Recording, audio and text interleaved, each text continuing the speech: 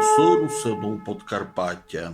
Дітський русинський аматорський ансамбль «Бабчина співаночка» знають многі. Його керівниця Ольга Прокоп була знана не лише в культурних суспільних колах края, но й за гатаром. Так як Ольга Кириловна у 2020 році одійшла у дівший світ, то історію бабчиної співаночки розказала її внучка Наталка Симчик.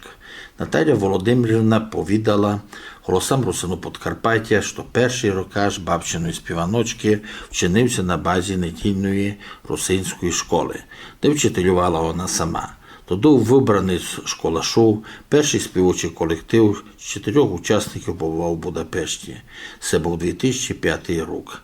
Бабчина співаночка за 20 років пройшла довгу путь, несучи русинське слово у многі міста Подкарпаття за гатар. 5 років зада колектив втратив Олю Кириловну, айбо сам уцілів, не розпався.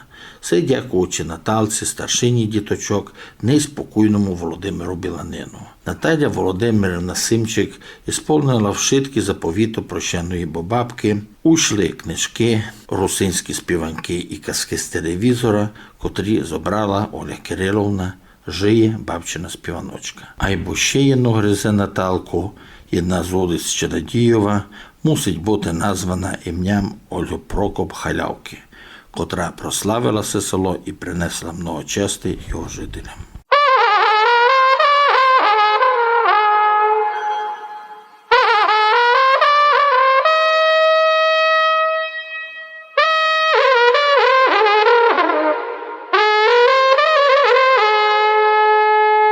Слухайте голоси русину Подкарпаття.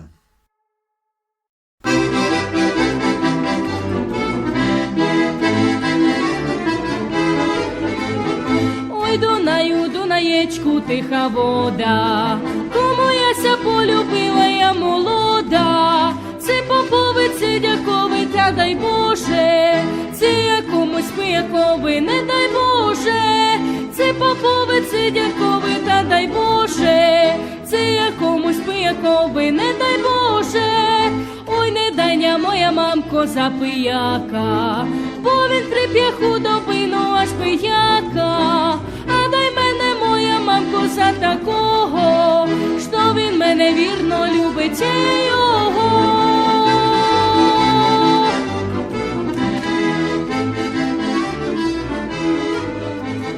Колись ми ся любували, ея гоя, потятка в саду співали, мамко моя, колись ми ся цюлювали, ея гоя, сухі дуби розквітали, мамко моя, колись ми ся любували, ея гоя, гей, сухі дуби розквітали, мамко моя. Наталочко, Христос Воскрес! Воістину воскрес! Ви їсте внучку легендарної русинської співачки Ольги Прокоп. Розкажіть дещо про свою бабку. Наша бабка Ольга Кирилівна Халявка у дівочестві Прокоп, і так вона у нас усе й була, бабка Прокопка. Вона більшу частину свого життя прожила у Чинельові, айбо сама се родила на Хущині в селі Крива.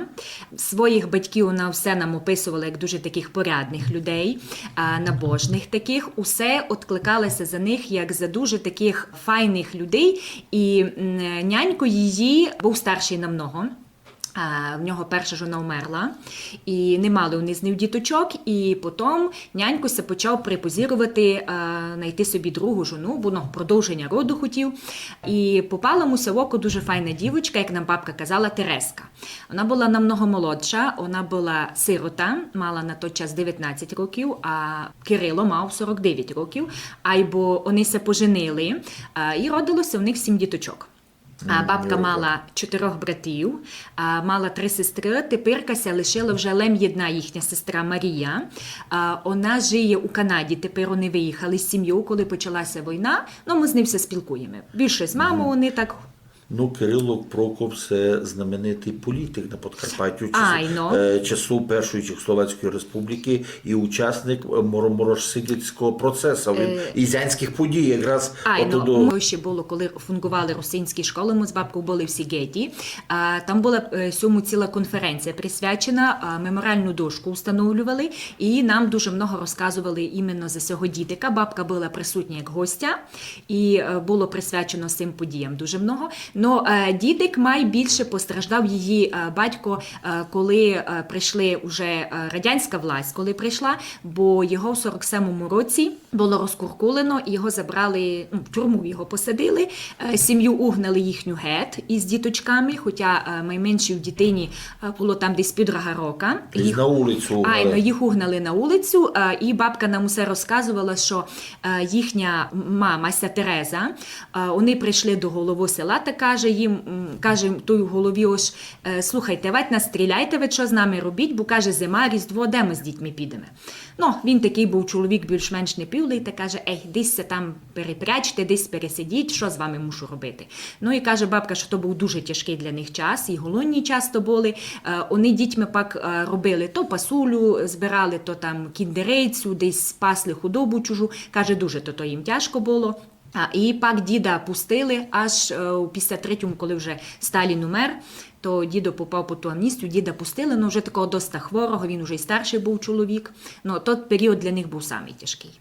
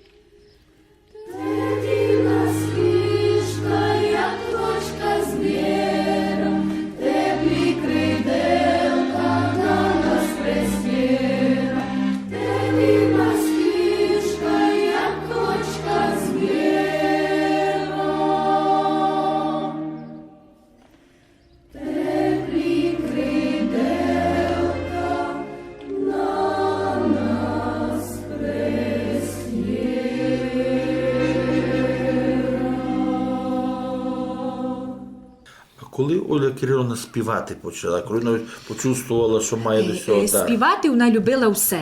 Взагалі в них у сім'ї дуже любили співати в шитки, то привчили їх. У церкві вона співала.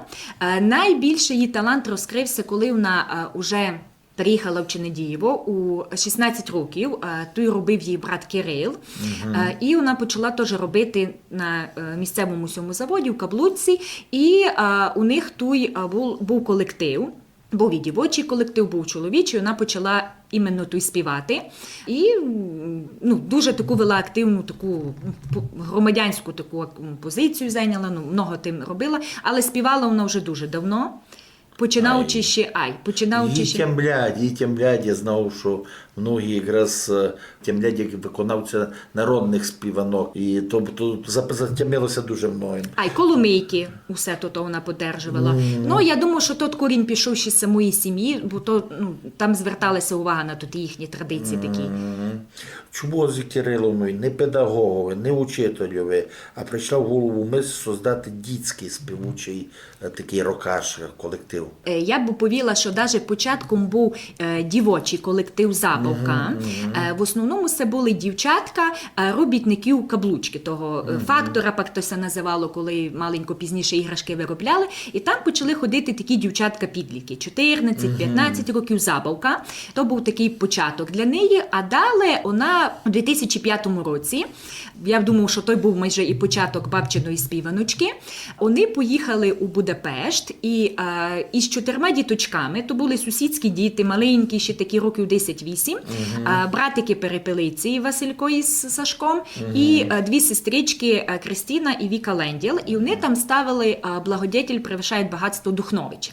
Я би думав, що з цього майже це то почало, і пак тим дітям це то дуже полюбило, і до бабки се звернуло много батьків, що чи могли б теж ходити діти. Тобто, навіть то не з співанок це почало, а скорше майже із Театра. із театра. Далі бабка зацікавилася в ідею, і дуже много почало приходити до неї діточок. Ну, з таких перших, наприклад, дуже файна Арзу Саламова.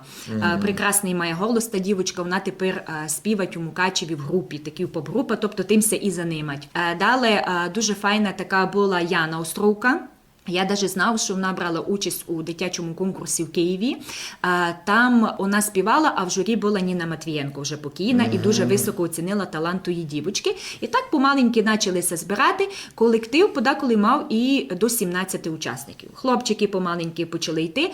Вони свою роботу построїли на тому, що нелим співанки були. Театральні всякі постановки робили, зацікавилися іграми, є в них навіть такої «Забавки на Полянці», знімали в Ужгородському Скансені, і то був десь 2011-2012 рік, і знімали вони там то теж, і такі традиції всякі. І співанки там були, ігри дитячі, великодні традиції вони всякі показували. Ну, така багата Це то була це робота. дуже важливо, тому що іменно ігри, великодні, різдвяні ігри у нас забулися. І вони вже дуже-дуже Я мало. сама за ту гру не знала, маслом сикати в неї називали, і то так дітям було інтересно. Вони поки в школі то вказували, як то може бути, бо діти не дуже знали. Ну, навіть бабка їх привчала до такої тої культури, знаєте, кухні тої русинської, такої різноманітної, бо все, коли вони приходили до неї на репетиції, тоді вона все щось їм ладила. Чи то були фанки, чи то були баники, чи то були голубці. Все вона щось таке робила і казали діточки, а ну все, ви будете то їсти, чи палачинти їм напекла, чи якісь оладі. Усе, бабка нікого не пускала, щоб вони там щось не поїли. Даже знімали сюжет, як паски пекли. Теж пару взяла дівчаток, і вони паски пекли такі великодні. Ну, бабка їх учила, як то робити, що помолитися треба, що там, наприклад, із верху на тот хліб щось піднімать, покласти вербову гілочку, яка була посечена на вербну неділю. Галузка краса. Галузочку, що то треба сечену водичку. Ну, такі традиції, що не все знають діти. Це дуже інтересно. Ви допомагали бабці, бо я знав, що русинську школу сте вели, фактично з театром, я так думав, що було пов'язано. Я почала, коли вчитися в педучилищі, то був десь 3-й курс, то бабка мене залучила активно до тої роботи в тих русинських школах, що мені то було цікаво, як людині, яка учиться на вчителя, майбутньому педагогові. Много ми робили в тих школах. Ну і ми з бабкою дуже много ходили по всяким таким конференціям заграничним, були пару раз у Сігеті, один раз, коли було присвячено і Дідикові. Були ми у Сату-Маре, теж була конференція така русинська, у Будапешті, десь ми зустрілися з такими, скажімо, зубрами русинства, такими відомими людьми. Ну, і з дітьми там теж дуже много ходили. З такого в Києві ми були. Такий то дуже був файний склад. Ми виступали на території Києво-Печерської лаври, де тот самий такий історичний центр, там ми виступали з дітьми. Помагала десь як ведуча. Часто ми дуже виступали у нас у клубі нашому Грабовницькому. Ми таку з ними все мали тісну роботу. Теж ми проводили такі всякі цікаві. Люди се збирали в клубі, коли сте виступали? Збиралося. Ми кликали батьків дуже часто, щоб приходили пообзирати. Ну, було у нас 12-15 діточок, бабки, дідики, братики, сестрички, збиралися люди. Назбірувалося много. І до Духновича ми дуже часто робили. Наші діти потім стали навіть на обложці журнала, де було пов'язано, якраз називалося то «Одродження русинства», і там теж клали квіти до пам'ятника, брали участь дуже часто у цих конкурсах до Духновича, де читали стихи. Наші діти часто займали і перші міста. На таких були ми у Сваляві, але найчастіше були ми у Мукачеві.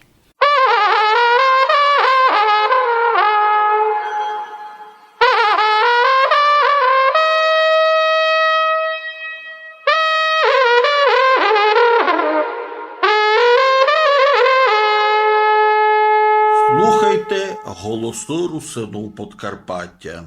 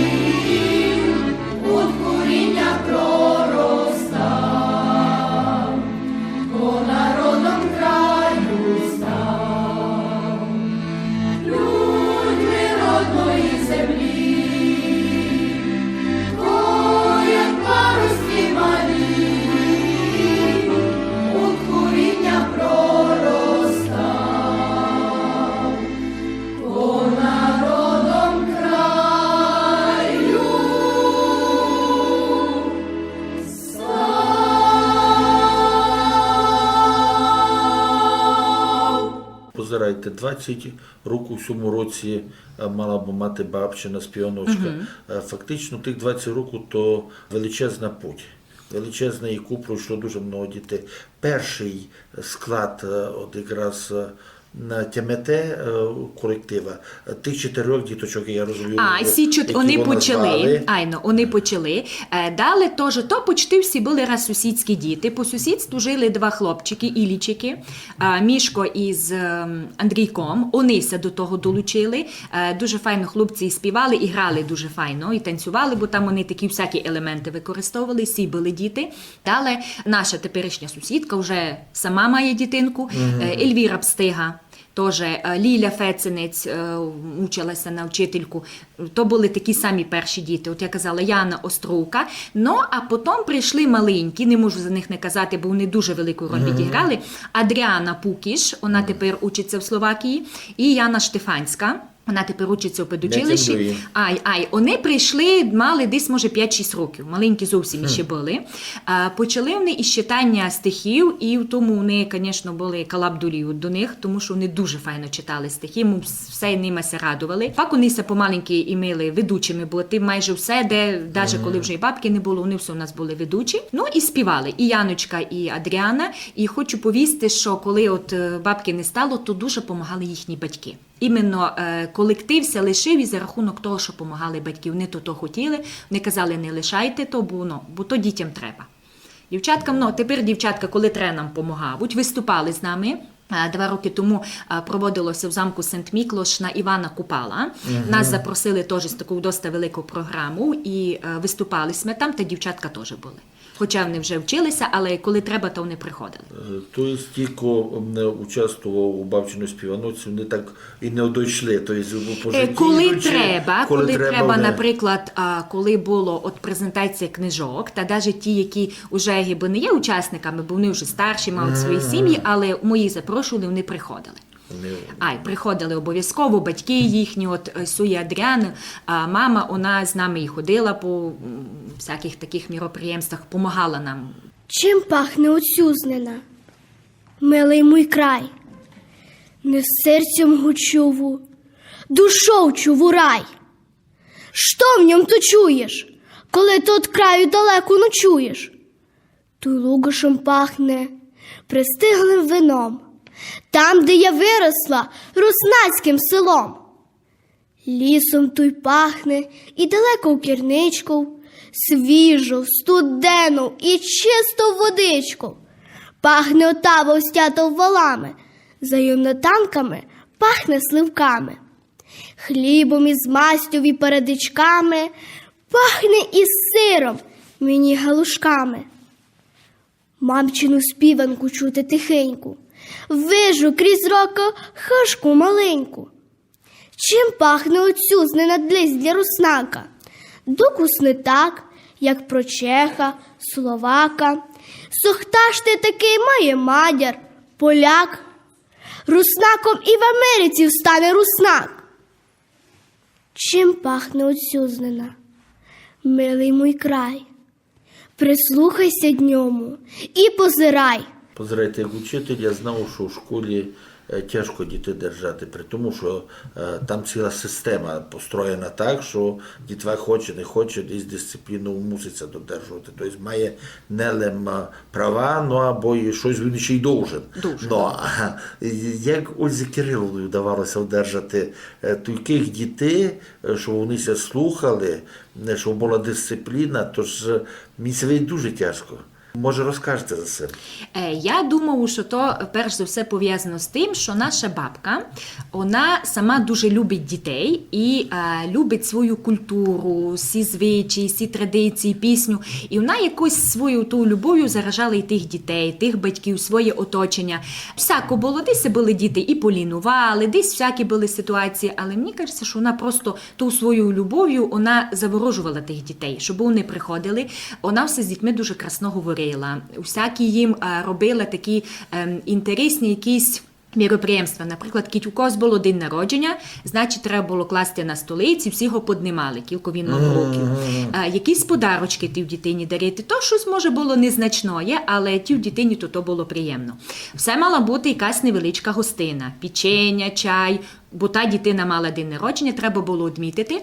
І усе бабка робила, їм то діти дуже любили, пікніки. Десь це починало вже мало тепліше, десь якась трава, як кажуть, улізла, і вже треба було десь іти, вони то страшенно любили. Ну і добре було то, що можна було виїхати їм за кордон, були і такі поїздки. Вони були пару раз у Румунії, де їм організовували відпочинок, і були на Балатоні. Дітям то теж було так, інтересно. Ну і там, де могли десь якісь такі екскурсії організувати, вже в межах нашого краю, та теж десь такое все проводило. Вона їх старалася заохочувати. Це важливо, тобто участвувати в бабчиної співаночці було престижно і хосенно. І Хосен, звісно, був Хосен. Я думаю, що велику роль відігравало то, що це було і безплатно, бо всякі є батьки, ходили діточки із сімей, скажімо, маленько, не таких по матеріальних статках, а дитина моглася туй так само не йти, як і будь-яка друга. Всі туй були єнакі для бабки, і никося туй не відділяв, що кось іншики. Я думаю, що це теж грало таку Важно. велику роль. Вона не мала любимчиків, у неї всі діти були єнакі.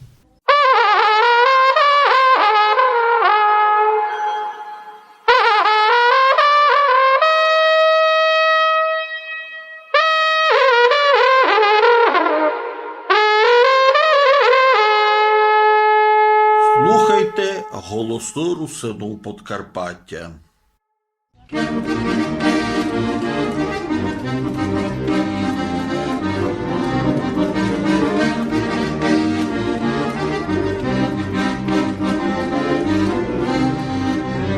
Обсидириди, Марічко, іспая, обсидириди, то з нашого края, то русачка, ще стравачка, обсидириди, наша Подкарпатська, то русачка, ще стравачка, обсидириди, наша Подкарпатська, обсидириди, хлопці за ним януть, обсидириди, лем до себе тянуть.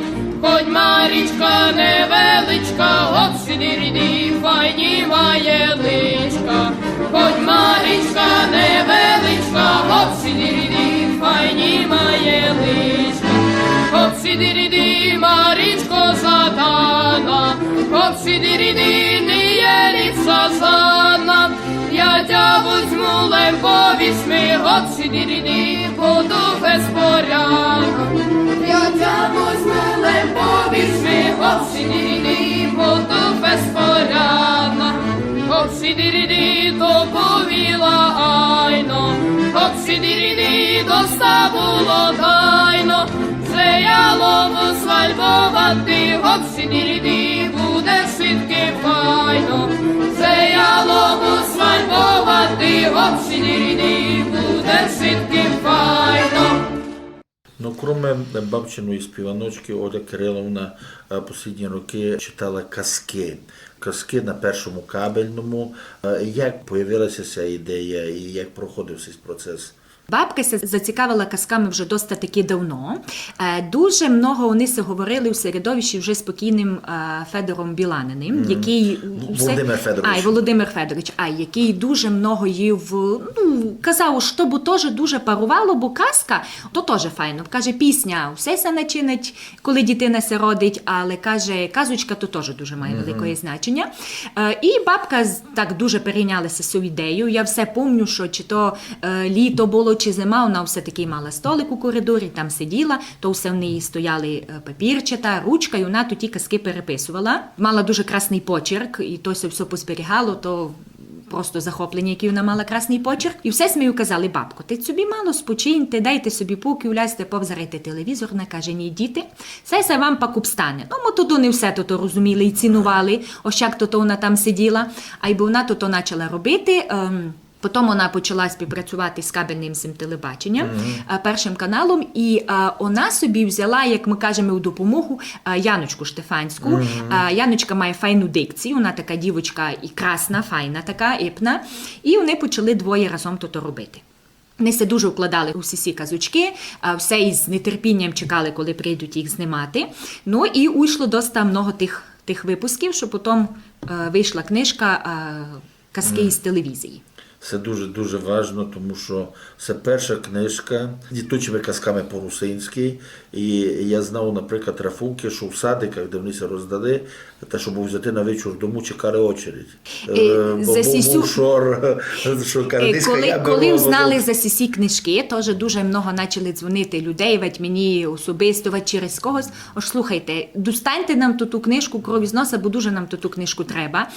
І ми старалися передати, щоб люди мали, бо то користували для себе, бо не кожен може годин співати, а й бо казочку кожен годин прочитати, переказати. Там файний такий є матеріал.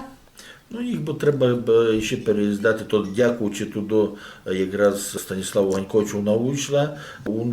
Я думаю, переїздати її буде не тяжко, просто треба буде добре продумати. Дуже цю книжку треба людям.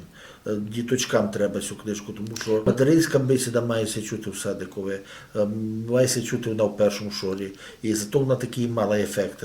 Тобто там не треба було ніч наігрувати, ніч, то які достали ту казку, вони все заворожували і чекали вже, коли ще раз можна буде взяти. А кажу, на ніч брали кожна, тобто у нас ніколи не вставало в садику на ніч, то мені розказувала одна завідуюча садику, каже, читати. її брали кожна сім'я, каже, передавали її другим. Це дійсно буде якраз заслуга Олі Кирилівної. Ще, крім того, Оля Кирилівна, я знову робила над тим, що збирала народні балади, народні співанки. Їй було пару зошитів з тим. Тож, яка була цього ціль? Чому вона це робила? Бо я бачив ті зошити. Вона так собі думала, що якраз ці народні балади, вони дуже відображають історію, культуру. І казала, що балада, то для неї то був найтяжкіший жанр для виконання. Бо казала, що балада, то мусить пережити якісь такі дуже емоції, почуття, досвід мати, життя. Каже, діти, коли я співав цю баладу, то каже, мені се видить, що каже, мені мороз по шкурі йде. Ну, каже, то баладу не кожен годин виконувати, тому вона іменно цими баладами се і цікавила. Тобто воно не настільки поширено, не настільки ізглядовано, а їх треба. Там, як вона все нам казала, що то така велика глибина, що каже, там як би не робив, то тут до дна не увидиш, бо то, каже, дуже глибокий такий матеріал і до кінця не вивчений. Вся бабка казала, що то все дуже забувать. От каже, діти, побзирайте, от теперка свадьба. Ви дуже, каже, чуєте народної щось, якісь пісні. Правда. Каже, ніч такого, каже, не є.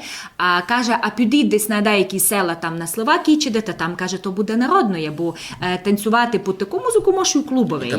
Там кожен дітвак, кожен молодий знає народну співанку і не одну. А у нас фактично не знав. похвалимося У нас тим. за то все говорили, що, каже, діти, то є такої особливої, автентичної. Даже коли вже бабки не було, то раз у нас у школі був день учителя, ну, та я запропонувала, слухайте, кажу, я організую вам таку файну програму, я туди мала 9 клас, ми, каже, з вами зробимо такої нашої русинської. Ну, наша директорка каже, ей, з того ніч не буде, кажу, буде то все добре. Ми були просто в захваті, ми і використали і танці, і ігри, співанки. Таня Гецько нам прийшла грати, бо ми се з ним договорили. Натілку вони були в захваті того, як то було красно, то та іменно народ. Ми все по-народному і по-русинськи, що ще такої цікавинки в школі не було. Їм це то дуже полюбило. Добре, це дійсно важливо. І навіть якраз вона увиділа у тому ізюмінку, і на даний момент, то, що удалися русинські співанки, що прощений Бобіланін профінансував, от іменно ті співанки тепер є не тільки важними, а майбалади, які там є, бо тільки балад, як у тій книжці, я не бачив більше. Ну і це тепер теж це настоящі мервіж, і многі, хто займаються якраз народну музику, не рахують мати цю книжку, це мати щось дуже важливе. Ми загнали 2 такі книжечки в Польщу, то наша жіночка у нас сама із Чернігова, вона много років тому уїхала, вона музикант, і вона дуже просилася цю книжку, бо там не було їй можливості ні відки взяти. Ми її загнали, вона робить із ансамблем, з хором, каже, ми дуже вам вдячні. І на Словакію теж ми загнали таку книжку, теж жіночка, музикантка, займається і каже, що ціни не є тій книжці, каже, вона вже така у мене перетерта, ушитка вже не така дуже охайна, бо я то каже, все беру в руки. А і каже, то безцінна для мене книжка, бо я її більше ніде не гонна знайти.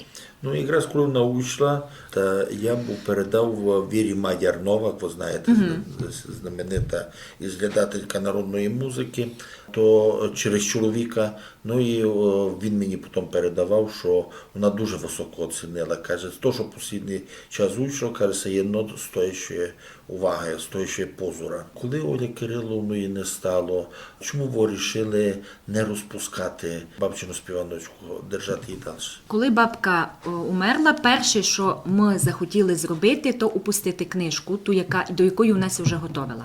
Бабка натілкося готовила до тої книжки, які би сте знали, що вже навіть було заказано, повний холодильник був уже тортів того швидко, що вона хотіла погостити тих людей на презентації. Все було вже готове.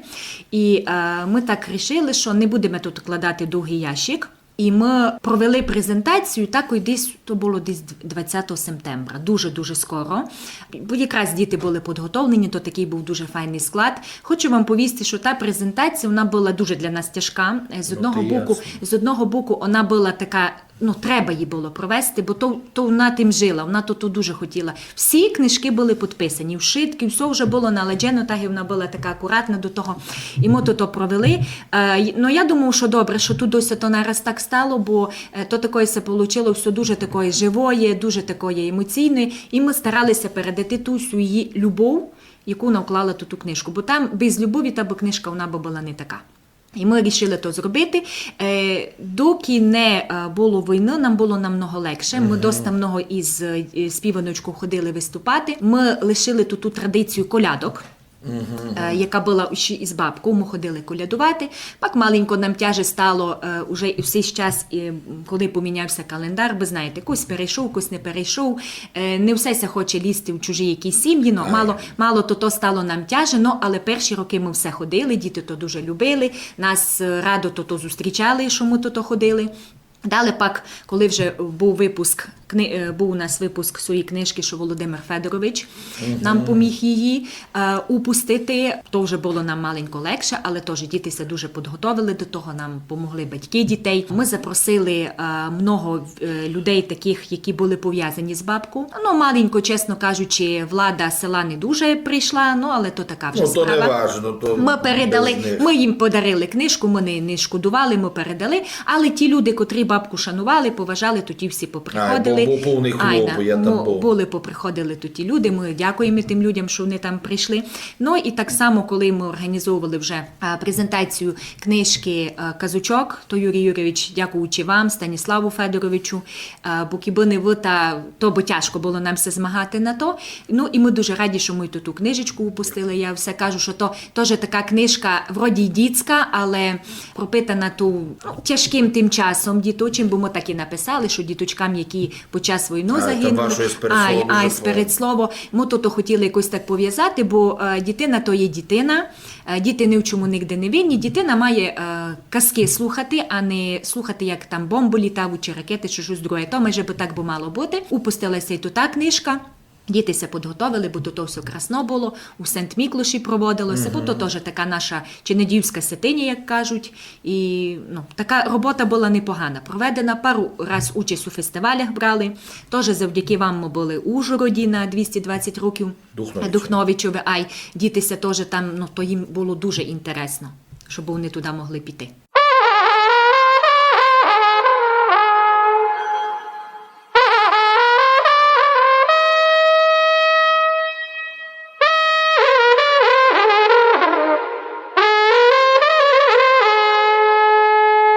Слухайте голосну русину Подкарпаття.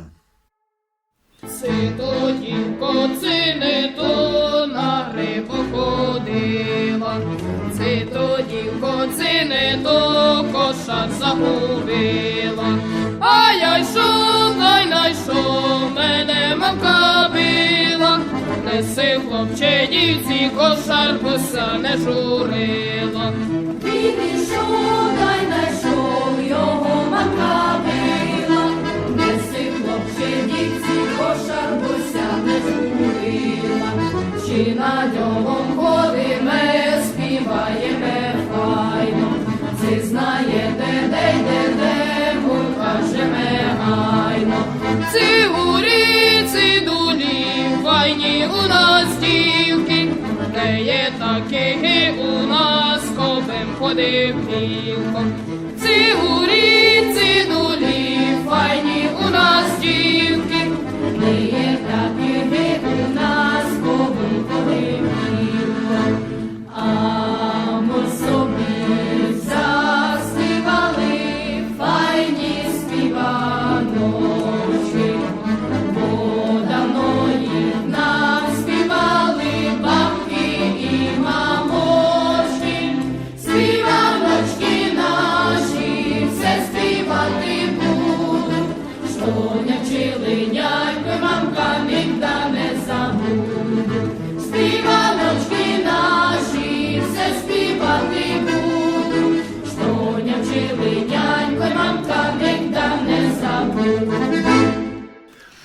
позирайте, ви вроді б зробили многое з того, що Оля Кирилівна хотіла. Учли її співанки, учли її казки.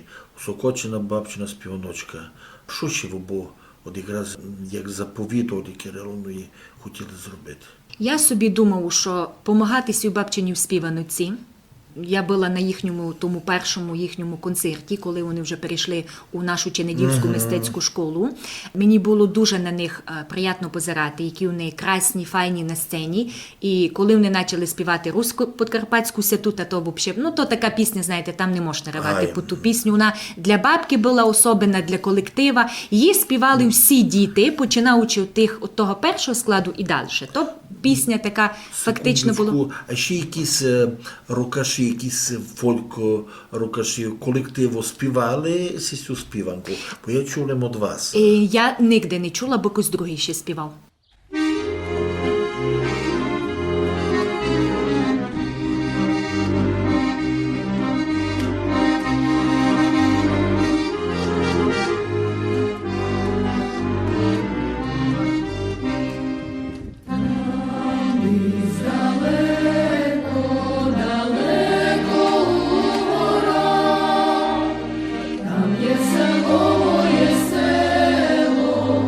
Там материнська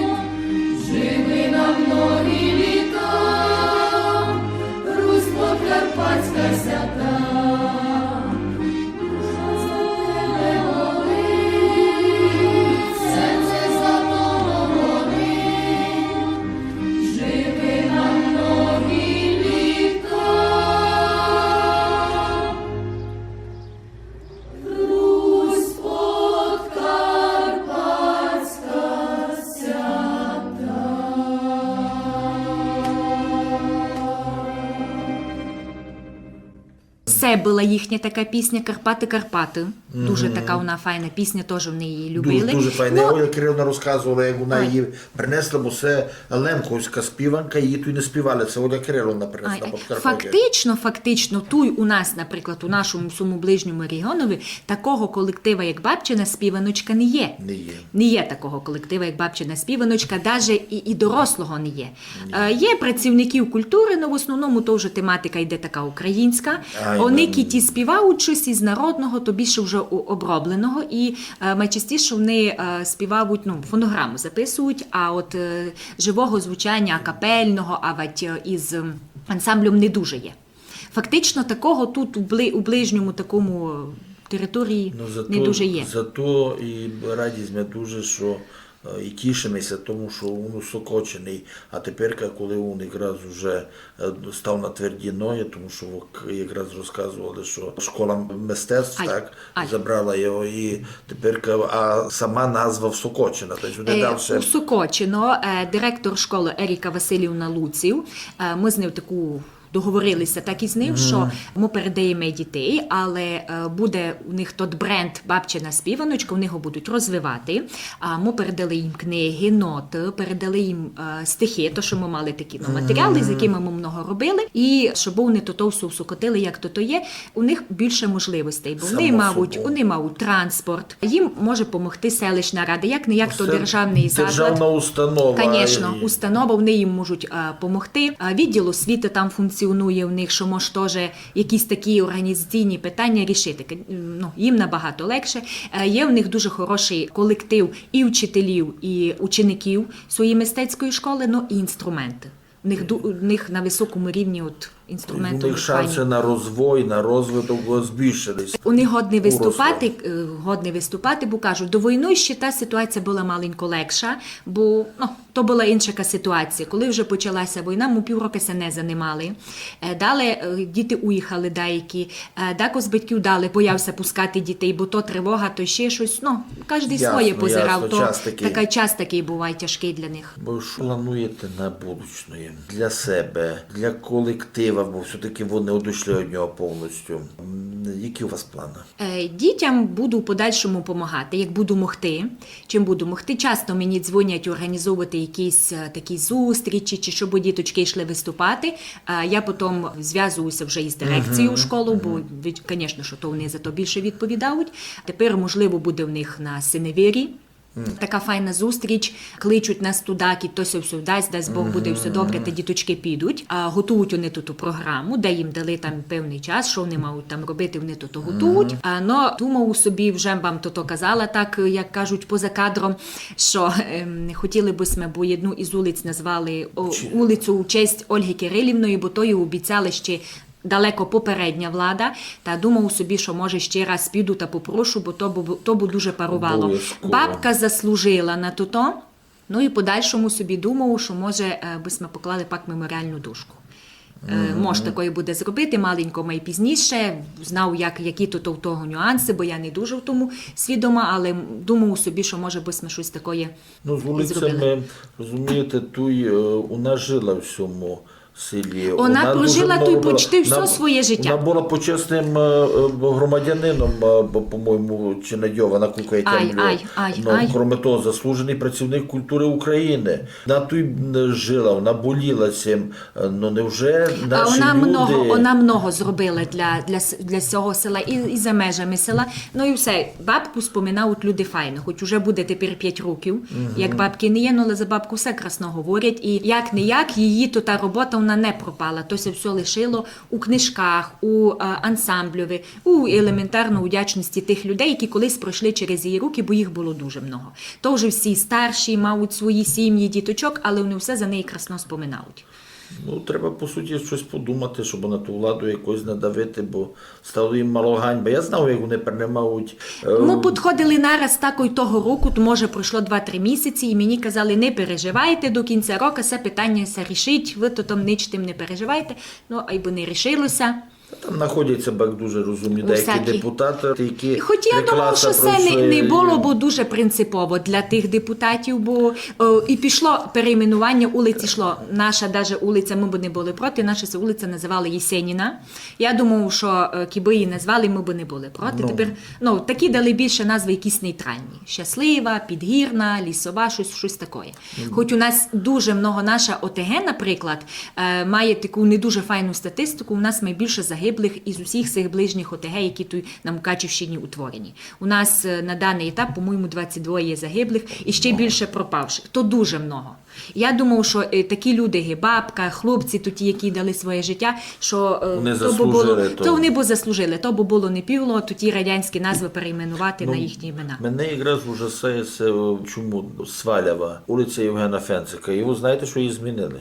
Ці нинішні депутати натільки розумні, що Євгена Фенцика, вулиця вже тепер не Євгена Фенцика, то це треба додуматися, розумієте? А як її тепер назвали? Мені треба уточнити, але Євгена Фенцика ж вулиці не є. То натільки не отесано, натільки грубо. То ми вже знаєте, першої повістиш незнання до історії. Ніякої туди не української, не русинської, ніякої туди історії. І ми вже треба се десь позвідати в тих людей, які то знаєте. Слава Богу, тепер... Приймав рішення нинішній депутатський склад. Такий тепер час, що може би майже, правда, то узнати. Це ганьба, і чим далі воно піде, ще буде хуже, тому що назвати вулицю іменем Чорновола, який ніч не мав, наприклад, до Ужгорода, і не дозволити імені Алмашія, який фактично у нас є дуже много таких своїх діячів, які тут були, які тут жили, робили. Я думав, що то було дуже... Я не мав ніч проти других вулиць, Шевченка, Лесі Українки, то такі зубри, як то кажуть, історії. Вони, розумієте, то не жили, то не мусить у кожному селі бути Шевченко, Леся Українка. Є в нас. І в нас у Чинадіїві є більше 40 вулиць, я думав, що є що називати. У нас много вулиць, бо село велике є, та я думаю, що можна називати. Це питання, ви мене вже низько так надихнули на нього, та може я його діжму ще. Щось кажіть, ми будемо ще теж підключати, я буду говорити хлопцям, може будемо писати клопотання. Добре, може я ще так подойду, бо я не писала нічого, просто підходила так чисто по-людськи, житель села, ось така була обіцянка, бо то обіцянка була вже давніше, то вже ті обіцянці роки. Треба добиватися. Що б ви пожадали нашим землякам, карпато-русинам, тим, що живуть у нашій області? Я б майже усім нелим карпато-русинам, я б їм майже всім пожелала миру, перед усе. Даже нелим миру такого у плані воєнному, історичному, а миру з собою, а миру із своїми сім'ями, бо такий тепер тяжкий час, що видачи, то і много агресії всякої, і якось люди самі між собою вадять, подеколи позирав на таких дурницях, що того бо і не треба. Що того і не стоїть. Меншися вадити на таких усяких дурницях, знаєте, я даже позирав от по релігії кількося люди вадять, то теж дуже так тяжко, бо мені се видить, що не той час обися ще на такому гристи. Вся наша бабка казала, діти, будьте людьми, і я думаю, що теж би пожелала все таку людяність, бо людина мала, де б вона не була. Чи вона тут знала жиє? Тому ціну. Вона знала тому ціну. Це казали діти, де би ви не були, ким би ви не були, ви лишайтеся все людьми, бо то, каже, то така професія, що вона все має бути. Ким би ти не був, усе будьте простими. Наша бабка все була проста, добре виділи, що, хоч, кажете, така відома, популярна, бо з на які статків не нажила, бо вона все, як кажуть, щось мала і щось віддавала. Нелегко в неї було життя, але вона казала, діти, то не саме головне. Мир, спокій, благодать, щоб ви були в мирі з собою, ото саме головне. Вона інтелігентна була, вона була натільки у ній то чувство власного достоинства, гідності, от якраз та порядочність, та благость, то у ній аж чувствувалося. Правду кажете, таких тепер мало людей. Мало людей. Вона така була ідейна людина, їй головною було то ті традиції зберегти. Як кажуть, щоб то се лишив якийсь слід за ним. Не хижі тут і не машину, а іменно, щоб то якісь такі якості моральні, бо то се лишило. Я думаю, що людяність, то дуже би нам було такої файною. З Богом у мирі жити. Такий загальний такий мир. Не лише на землі, а і з собою майже теж. Дякую вам, Наталочко, за дуже таку файну, змістовну бесіду. І я думав собі, що то, що ви плануєте, вам удасться. Ольги Кириловної вулиця буде в Чинадьові. Бабчина співаночка ще не раз за себе заговорить. Тот шлеєр пам'яті, тямки, про то утки воно все пішло, які путь воно пройшло, станеться. Дякуємо, Христо. Я теж вам дуже файно дякую, бо ви дуже все нас піддержували. Мало кого нас піддержав на нашому суму, такому не все легкому путьові. А ви, Юрій Юрійович, Станіслав Федорович, уже покійний Володимир Федорович, не збавом спочивать, дуже много нам помогли. Дуже-дуже ми вам за то дякуємо. Що ви, коли треба було, ви були коло нас. Дякуємо вам. Дякуємо вам, Красно.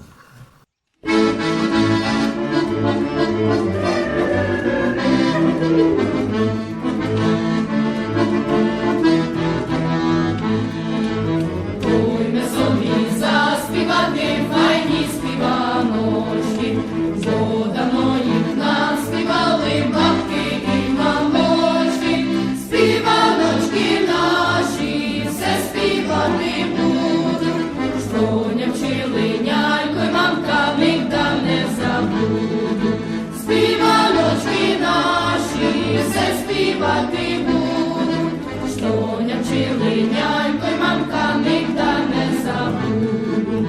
Бо співанки вся співали в жалю і в радості, при роботі та й танцю та й саму любові. Співаночки наші все співати будуть, що не вчили нянько й мамка нігда не забуду.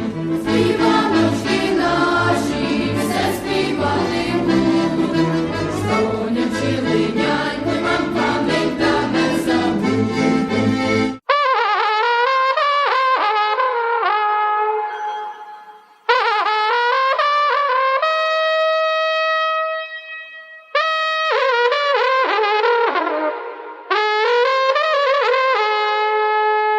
Голоси Русину Подкарпаття.